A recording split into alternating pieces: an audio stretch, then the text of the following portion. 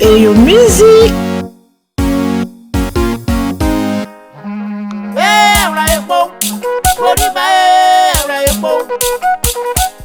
Yaura epo wo, wori waju ade yaura epo. Kuma yaura epo wo, wori ba yaura epo. Amani jonya juwa, wori wa ba o de yaura epo. Jamu gori nya bale. Yaura epo wo, wori waju yaura epo wo. Womu gori waju o. Yaura epo wo, wori waju yaura epo wo.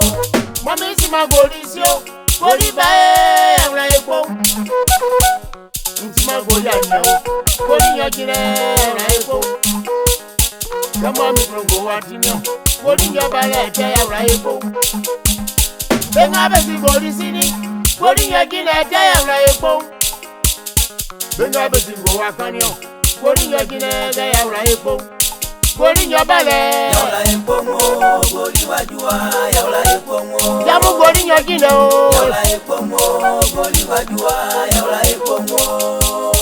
Benga besi gori sini o, gori nya jine de yaura epo wo.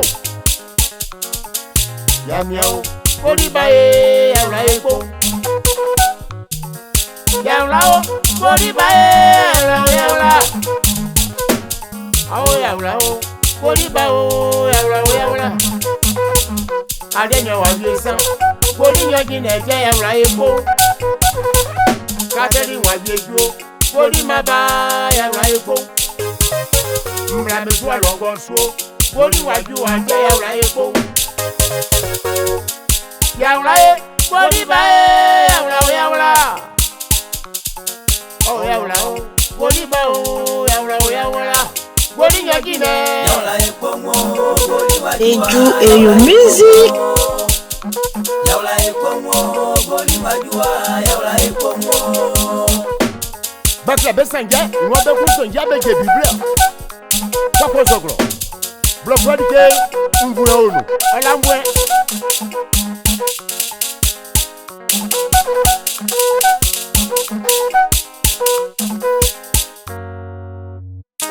Na akpamo fia kwandanu. O tuli gori babadi. Pronsu nana obi mo yema. Ngwa ngos. Asigo akawo blekanjo. Asigo disio blesio. Asigo disio blesio. Gori nyabala o. Asigo disio blesio. Ngwanya ju gogo wa. Asigolisio blasile. Jamu ngwanya ju gogo wa. Asigolisio blasile. Yesu wa de Yesu. Yesu wa gogo su. Ngwanya bale. Asigolisio blasile. Ngwanya bale. Nana e ngwa mi ma o. Osunu ngwa mi ma o. Asigolisio blasile. Awo be jabo.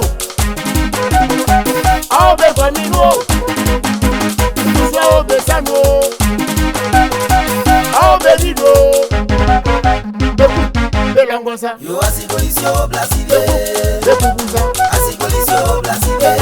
Belengesa. Yo asigolisio blasile. Kachiwa. Wababata. Asigolisio blasile. Olawa. Wabubusa. Yo asigolisio blasile. Gori nyabale. Asigolisio blasile. Beti sebano. Yo asigolisio blasile. Bele kwa siglo maya.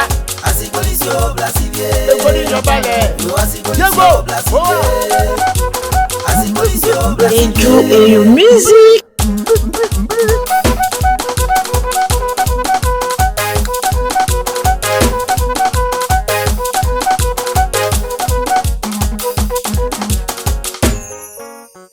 Makwe wa dengue so. Asigolisio blasile. Yakwe wa bubu Yo so. asigolisio blasile.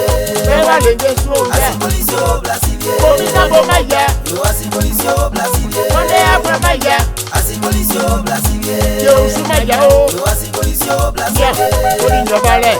Asigolisio Jansu blasile. ya suna gori wa ba. Nino.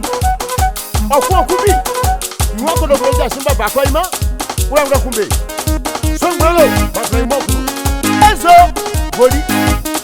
Ade wa bi sao. Mlama bao. Ablo tanwa bi se. Be pa ablenya tro. Beswa diabe, sengo supo for your tiesa. Yema. Aba.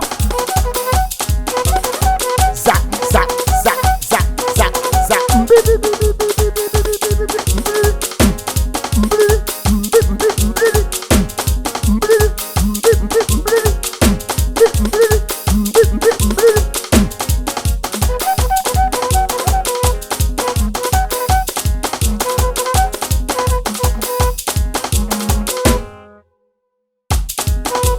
Asigolisio Blasivier, Asigolisio Blasivier, yo Asigolisio Blasivier, Asigolisio Blasivier, yo Asigolisio Blasivier.